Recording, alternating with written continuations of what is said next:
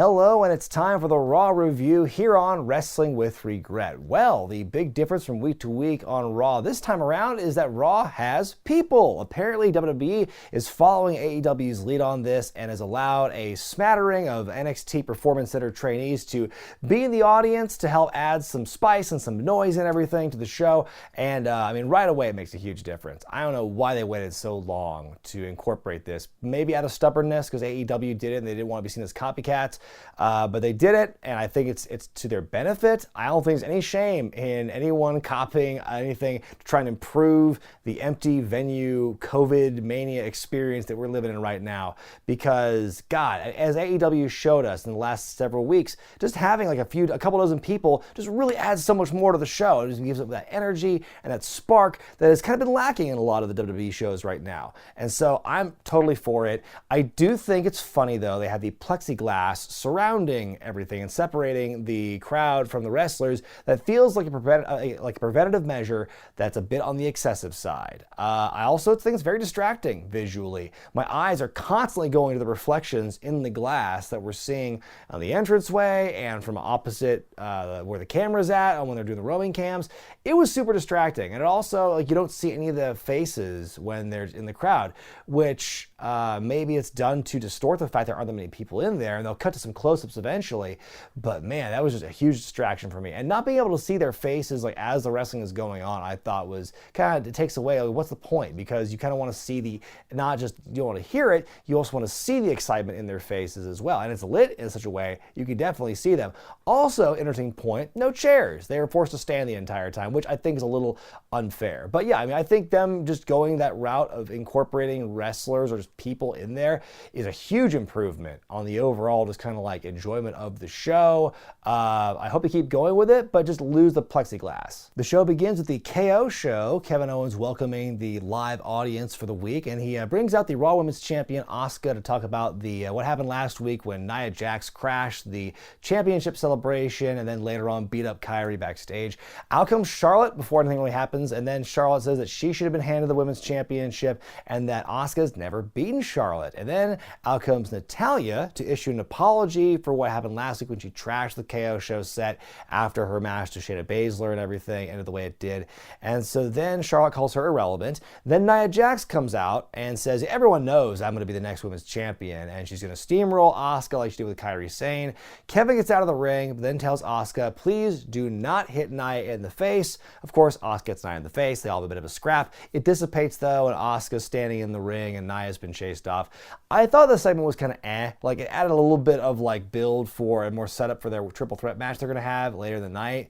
But the dialogue, same for Kevin Owens, I think the dialogue seemed really wooden. I just didn't like the delivery these ladies had for the most part. And yeah, not the last time we'll be seeing some of these ladies getting involved in like some interviews and stuff, but they're not going to add anything to what we just saw here. Apollo Crews interviewed backstage saying he's going to beat Andrade and become the new U.S. champion. That's literally all he pretty much says in this promo here. We then go to that matchup now. For the U.S. title, Andrade defends against Crews. For some reason, in the middle of this match, which is fun and entertaining, it's a good matchup here, in the middle of it, we cut to see Angel Garza watching on the monitor backstage, and he's interviewed, like, hey, what do you think of the match so far? And he goes into a speech about how wrestling, having a wrestling match is like fucking. Like, okay, cool. Thanks for chipping in there, Angel. Anyway, the match ends when Andrade goes for Apollo's leg some more, but he gets an enziguri, press slam, 2 standing moonsaults for Apollo to win, and he's the new U.S. champion, which is really cool to see. I mean, way back after WrestleMania, when they had that match with him and Aleister Black, I talked about how many times have we seen the start-stop pushes with Apollo, and I'll believe an Apollo Crews push when I see an Apollo Crews push. Well, finally, took long enough, but he finally gets his first championship in the company, and I like how this story arc went with Apollo. The momentum they were building with him week to week after WrestleMania, and then like he was kind of on the precipice after Money in the Bank, or after getting the Money in the Bank qualifying spot, getting written off with the injury, coming back here and just going and getting the championship. You know, if he's not in the ladder match, then the U.S. title's a nice consolation prize, and hopefully they'll book him well as champion. I think it's just really cool to see him finally get that point. Seth Rollins with the backstage promo saying he's better now than he's ever been thanks to the humble sacrifice of Rey Mysterio. He introduces his disciples, the newest one being Austin Theory, and they each have some time to say some words thanking Seth for what they've done for him, how Murphy says how Seth is leading him into the future,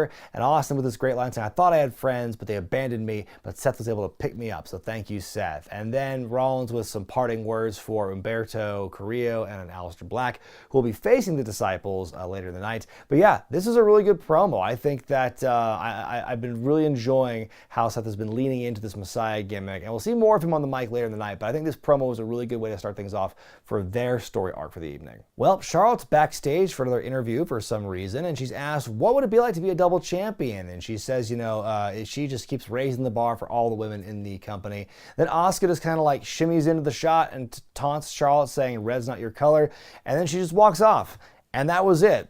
What was the point? The Iconics come out to apologize to each other. Peyton apologizes to Billy for costing them the tag titles last week and getting DQ'd, and then Billy apologizes to Peyton for slapping her in the face in retaliation after that match backstage. They put over how all they've accomplished together, how they grew up together, were signed together, won the tag titles at WrestleMania together, how they should still be the tag team champions. They refer to the current tag champs as some crazy lady and the office's favorite blonde. Ooh, fourth wall break-in, blurring the lines, all that stuff. Out come the champions, Alexa and Nikki, and Bliss telling them they basically blew their chance last week. Then Nikki with a great fiery promo, basically putting over the fact, you know, she came to NXT from Glasgow with nothing, and how she had to fight and scratch and claw her way to where she is, and how Alexa's the only person who gave her the time of day and respected her, and she helps her from bouncing off the walls, and that their friendship, that's what's truly iconic. Really great speech by Nikki here. But then, of course, the Iconics jump the champs, they leave them laying, and they end the segment holding the belts up high. I like this segment a lot. I think, you know, the Iconics getting back on the same page was a good little promo there. And then the rebuttal from Alexa and Nikki, especially Nikki, was really well done. And I think that just adds more fuel to their program in the weeks to come. Backstage, Lana confronts MVP saying they need to talk, and MVP says, no we don't. We then go to the VIP lounge, and MVP introduces what he calls the soon-to-be former champion, Drew McIntyre. Drew immediately starts throwing furniture out there, and he asks, where's Bobby? Where's he hiding? And MVP promises there's no ambush here, and then MVP with some kind of like villain exposition here. He talks about, you know, before WrestleMania, when Drew was on the VIP lounge last, and how when Drew claymored him in the face, MVP had two realizations. One, Drew is going to become the champion, and that two, when he loses the championship, MVP will be responsible for his downfall. So kind of nice little motive there, and nice way to bring things back to like an older segment. I think that's great continuity there. Drew says, you know, Lashley may have worked 13 years to get the title shot, but he's worked 19 years to get his first opportunity, and he went to WrestleMania, and he beat Lesnar in less than 5 minutes. He says he doesn't need anyone to think for him or to talk for him, but he agrees with what Lashley said last week, where that he had to pry the belt from his cold, dead hands to get it. MVP says that could be arranged. And out comes Lashley, and then right away, Drew just claymores MVP again, and Lashley pulls MVP out to safety, and Drew's begging Lashley to get in the ring, and Lashley balks, and so they leave for the time being. I like this segment a lot. Once again, I think, like I said, just having MVP explain his motives and like why he's gunning for Drew in that way, I think is really good continuity. And also, you know, I've said it once and I'll say it again, there's no one right now who's being booked as strong and as intimidating as Drew McIntyre right now, and I keep saying it, it's still really refreshing. Natalya's interviewed backstage, but before she can talk though, she gets a phone call from her husband, TJ Wilson, so she takes a few steps off to talk about it, but she's still mic'd, and she's getting this whole thing about like, oh, her apology that she made to Kevin earlier in the night. And it's one of those things you can tell, it's like, hey, wait, this is not a real phone call, because she's not like putting the appropriate pauses in to, you know, listen to what TJ has to say on the other lines. So she rattles through those lines. She gets off the phone and goes back to the interview, but they're out of time. And so Natalya goes, oh gosh, I really goofed now. Again, what was the point of that? Maybe that's going to plant a seed for something for Natalya later on, but I just like that coupled with the Charlotte promo we just saw that didn't go anywhere and combined with the KO show at the beginning. What was the point of those two promos afterward with Charlotte and Natalya? They just added nothing to the build for the match itself.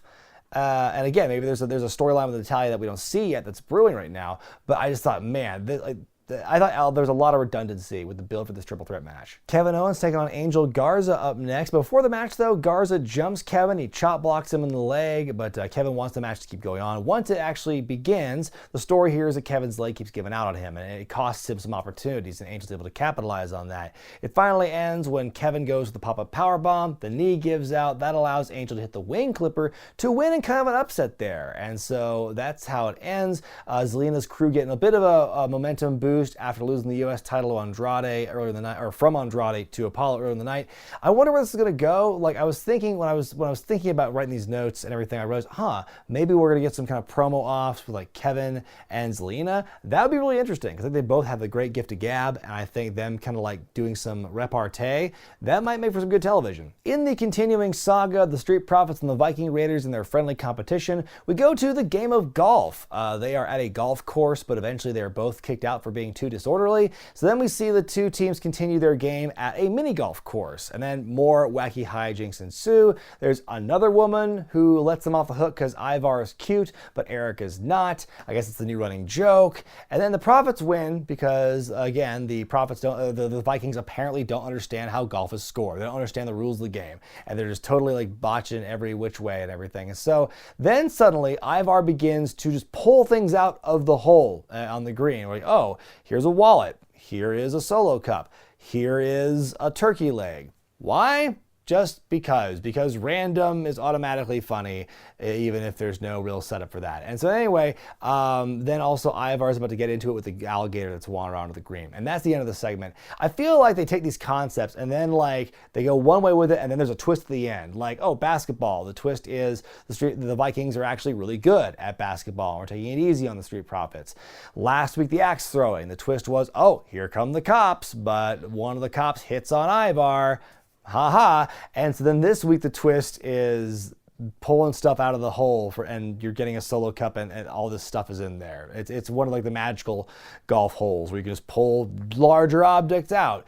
I don't know. I thought the thing ended kind of weird. And then the big twist was later in the night, we see a segment where they explain away, oh, like the Vikings let the Profits win again, like in basketball. And so they're not even trying anymore. It just seems like so lazy, like this really weak way to kind of weasel your way out of that conclusion to say, oh, the Vikings, like, at this point, if the Vikings keep doing that, it makes them look really stupid. Like to do it one time is kind of a tactical thing to give the Street Profits like the mental, like the kind of lull to a false sense of security. But you do it twice like that, it seems excessive, seems redundant. And they do announce that next time their competition is going to be bowling, and they will hold nothing back. So we'll see how good these guys are at bowling with all that fancy editing. Backstage, Lana offers MVP a big bag of ice for his face. Then MVP calmly explains to Lana that the two of them have to explain, that he and Lashley, I should say, have to go and deliver a message to Drew McIntyre. Then they leave, and Lana makes more, I guess, noises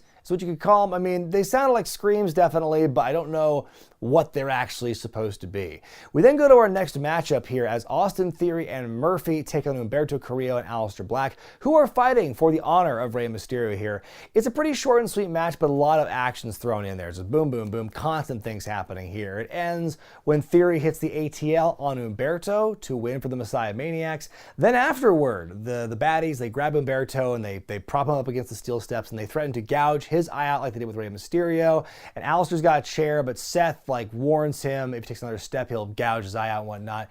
And Seth with another promo here saying, like, I get what you're trying to do, but you have to understand, if you keep meddling in my business, all the sacrifice that Rey made will be in vain. And he's able to talk Aleister down, and like there's, don't mess with this anymore or it's gonna get worse. Again, I love this new character Seth has gotten into. The more he leans into it and the more he kind of embraces this cult leader thing, I think it's going to make some great television, hopefully. Then we find out later that next week that Rey Mysterio is going to have his retirement ceremony, which just set off some huge red flags for me. All I saw was just a sea of red flags before my eyes with that one, because there's no way it's going to be a legitimate retirement ceremony, and they're going to do that to kind of like continue the conflict between Rey and Seth. I mean, I could be wrong, but we'll wait and see. Edge is in a dark and quiet room, and he talks about how Randy Orton is making him doubt his own abilities in the ring. He brings up an interesting stat, how, the thousands of days that Edge was retired, like 3,000 something days, Orton wrestled like 1,000 some odd matches. So he's got the wrestling edge over Orton here.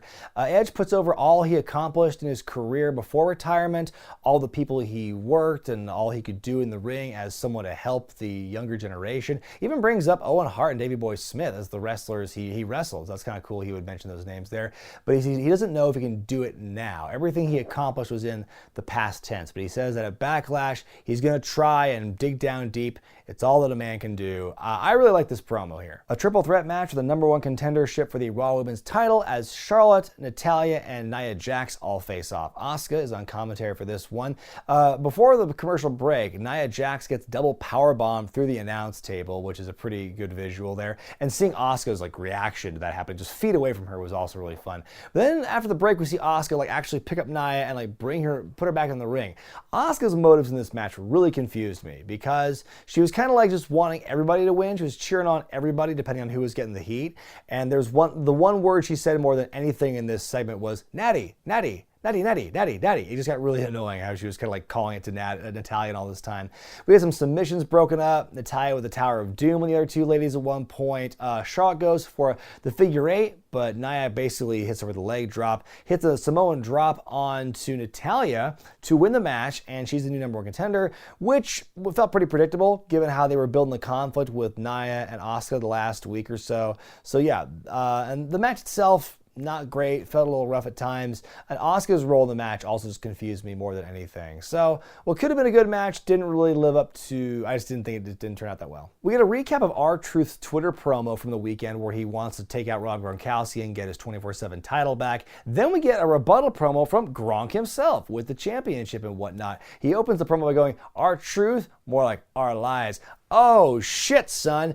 Gronk's biggest enemy here was him taking off his sunglasses in the middle of the promo, because all you could see were his eyes just doing this, looking down at the notes in front of him, the card he's clearly reading for this promo.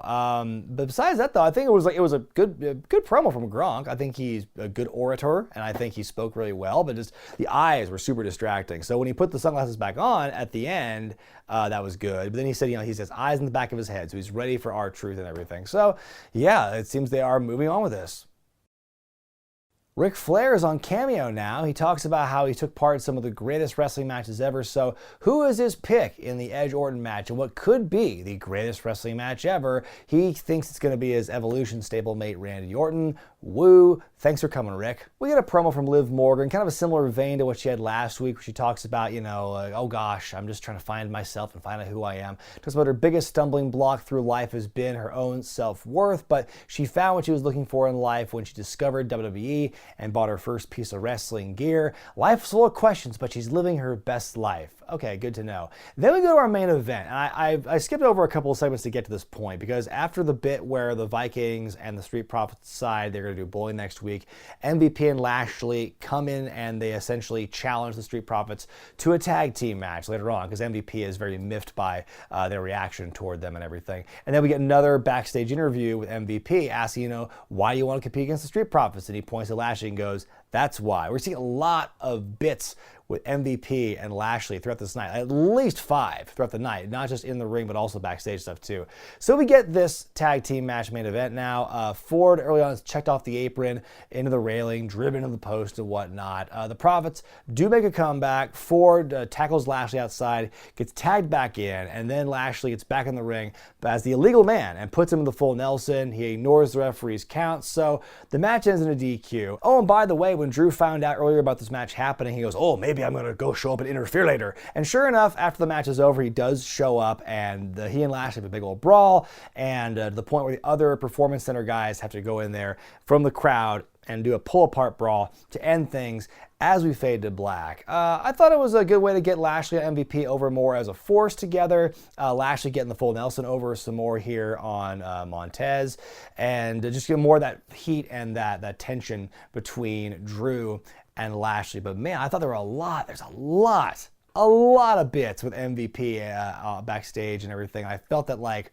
you know, maybe cut one of those and it would have felt like a little less redundant. This week had some give and take for me. First of all, I think, like, the crowd is a huge improvement. As small as it is, just having those voices and those bodies in there makes the show feel so much more like a show, and that's really awesome. And I think it was cool to see a new US champion, and there were some cool promos here and there from, like, Nikki Cross, from Seth Rollins, from Edge. But then there were some things that I just didn't jive with me. Like, I think there's so much, almost everything having to do with the women's triple threat match. The KO show, the Charlotte promo, the Natalya promo, the match itself, none of it I was feeling. And then I thought, again, like, the golf thing itself wasn't so bad, but then the way they kind of wrote their way out of it by saying, oh, we let you win again, just felt really like a cheap way to keep the story moving a little further on. I mean, maybe after the bowling thing ends, they can finally have some closure with it, leading into their tag title match, hopefully at Backlash or something. But I don't know. This just felt like a show that, you know, they're making good strides. There's a lot of steps in the right direction that I do like, but there were also some big setbacks for me personally. But what did you think about Raw this week? Let me know in the comments section below. What do you think about the fact that they're now adding some audience members on the outside, plexiglass or otherwise? I want to hear your thoughts on that. Also, leave a letter grade by going to the iCard in the corner of your screen. I'm Brian Zane, and I'll see you next time.